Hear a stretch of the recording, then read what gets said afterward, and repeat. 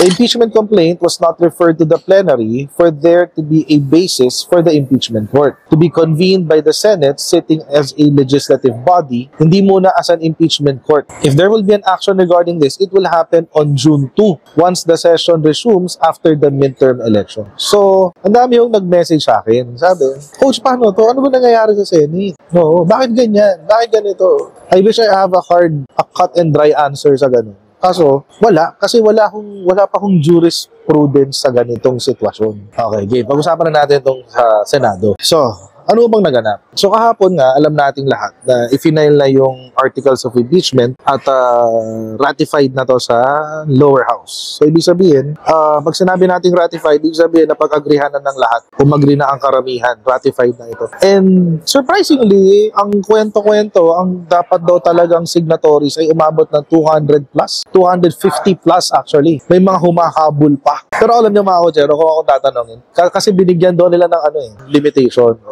Parang niligyan ng limitation yung pagpapirma. Pero kung ako tatanungin, sana hindi nila nilagyan ng limitation. Nilagyan daw ng limitation kasi 102 lang naman daw yung kailangan o 105. So parang sobra-sobra na yung 215. Pero kung ako tatanungin, mas maganda sana na i-record kung gaano talaga karami yung may gusto. Kasi it is a statement. If umabot ng 300 plus yan, well, it's a strong statement. Kasi that's majority of the house. O that's almost 100% of the house. Sana isinama nila. Kung ako tatanungin pero kasi pinigilan nilagyan na ng cap Dapat din na nilagyan ng cap. Nonetheless, ayun na, nangyari na. Walang problema. Importante, na-i-impeach siya sa house. Ngayon, mga kochero, ang usapan ay nasa Senate. At ang chismis ngayon na iniimbento ng mga DDMs, back to zero daw kapag natapos ang session. Okay. Ngayon, I don't want to speak conclusively on that kasi wala pa akong jurisprudence on the continuity of impeachment complaints as far as Senate is concerned. Senado. Kasi meron tayong doctrine na continuing body ang Senado. May legal doctrine po na continuing body ang Senado. Ibig sabihin, bills and legislations filed in the Senate do not stop. Nagpapatuloy lang siya.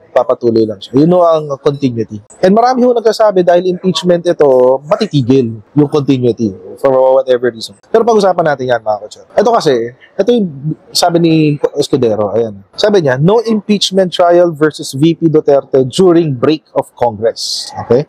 Wala raw impeachment trial during the break of Congress. Ang sabi niya, legally, it cannot be done, as I have said, because the impeachment court was not convened. Ibig sabihin, hindi nabuo yung impeachment court while the Senate is in session. The impeachment complaint was not referred to the plenary for there to be a basis for the impeachment court to be convened by the Senate sitting as a legislative body, hindi muna as an impeachment court. If there will be an action regarding this, it will happen on June 2 once the session resumes after the midterm election. So, ang dami yung nag-message sa akin. Sabi, Coach, paano to? Ano ba nangyayari sa Senate? No, bakit ganyan? Bakit ganito? I wish I have a cut and dry answer sa ganun. Kaso, wala. Kasi wala pa akong jurisprudence sa ganitong sitwasyon.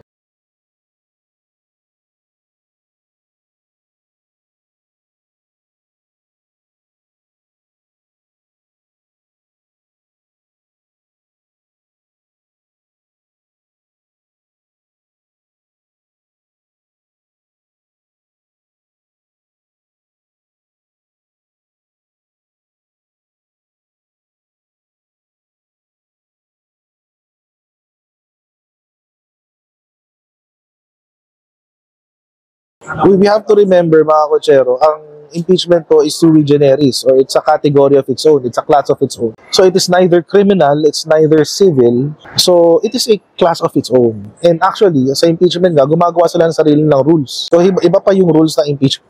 So, I mean, it varies from this impeachment court to the other impeachment court. Mag-iiba yan. Nag-iiba-iba yan. So, ang sabi ni Escudero, dahil hindi raw pumasok yung impeachment while they're in session, hindi raw ito napasok sa plenary, hindi na pag-usapan. Therefore, hindi sila nakapagbuo ng impeachment court prior to the break. So, yun yung sinasabi ni Chief Escudero. Actually, yan din ang issue ngayon na, pardon my French, pero sinasalsal ng mga DDMs. Ito, posto ni Crisette. Ayan. Posto ni Crisette. Sabi niya, na technical ang impeachment back to zero ulit sila sa June. Yun ang sinasabi. Sabi, sayang lang daw, sabi ni Criseto sayang lang yung pera. Senator Cheese Escudero already confirmed that they cannot accommodate during recess o impeachment proceedings. Hindi daw legal according to Senator Cheese kasi they submitted late. No.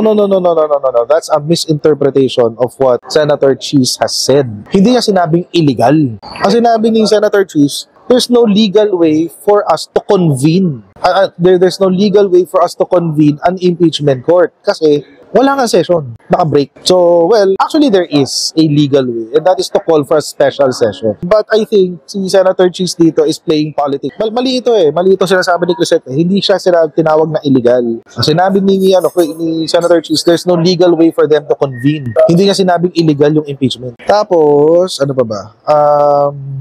Dahil di na nila ma-accommodate at sa June 2 na, they have to meet on this, okay? And they have to give Sara 10 days to answer, blah, blah, blah. Wala rin visa.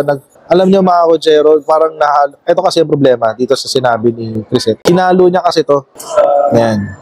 Pinilit kasi ni Crisette ihalo yung comment ni Carpio. Ang problema ni Crisette, mga kotsero, hindi lahat kasing tanga niya. Clip lang yun kay Carpio. Ang sinasabi po, if I'm not mistaken, baka hindi ko napanood yung interview na to kay Carpio.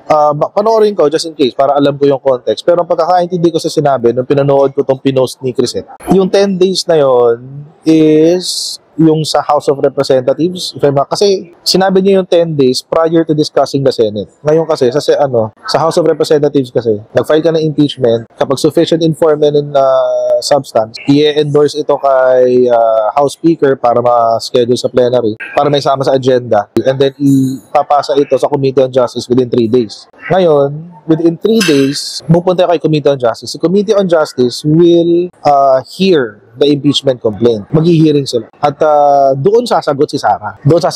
Si Committee on Justice will submit dito. Actually, meron pa nga may isa pang 10 days yan. Yung isa pang 10 days, yung pagkabigay ng pagka-endorse ng impeachment complaint sa Secretary General. So, aling 10 days doon ang pinag-uusapan? Kasi pagkakaintindi ko sa sinabi ni Carpio, well, I'll have to go back. I'll have to go back and check kung ano yung sinabi ni Carpio kasi clip lang. Pero parang sinasabi ni Carpio dito is yung proseso sa House of Representatives. Ngayon, syempre, kapag nag-convene na yung impeachment court, ipapatawag talaga na si Sara. Ganun talaga yun. And usually, si Sara will have to respond within 10 days. Ngayon, ang sinasabi ni Carpio, baka wala ng oras. Baka abutan na ng 20th Congress. By the time na 20th Congress, expired na yung current na Senate. Ano ngayon ang mangyayari? Ngayon, may dalawang school of thought dyan. Two school of thought. One is, itong sinasabi ni Makalintal. Ito.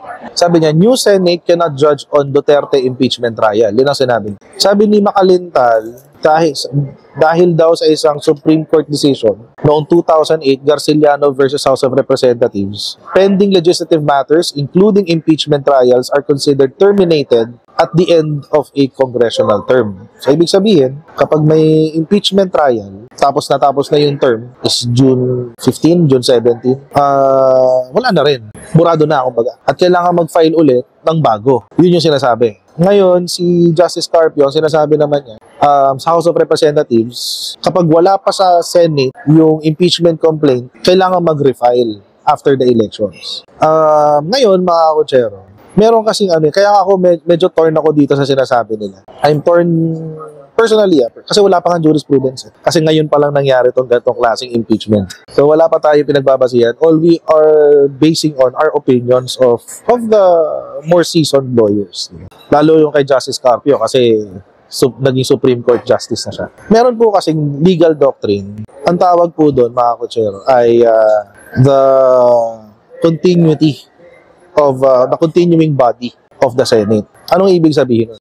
Ang Senado, mga kotsero, is a continuing body. Ngayon, kung continuing body siya, ibig sabihin, kahit magpalit ang Congress, so let's say from 19th to 20th, yung legislative process, mga legislations, bills, etc., will not stop. Tuloy-tuloy lang yun. Walang magbabago doon. Pero kasing decision ng Supreme Court noong 1950s pa, guys. 1950s pa. Oo, hanggang ngayon, pinag-aaralan pa rin namin. Anong sabi? Dito po sa kaso na to, pinag-usapan yung pagiging continuing body ng Senado. Basahin ko sa inyo, guys. Ang sabi, the Senate, however, being a continuing body, gives authority to its committees during the recess after the expiration of Congress. So far as we are advised, the Select Committee having this investigation in charge has neither made a final report nor been discharged, nor has it been continued by an affirmative order. So, ibig sabihin, mga kutsero, any proceeding that was initiated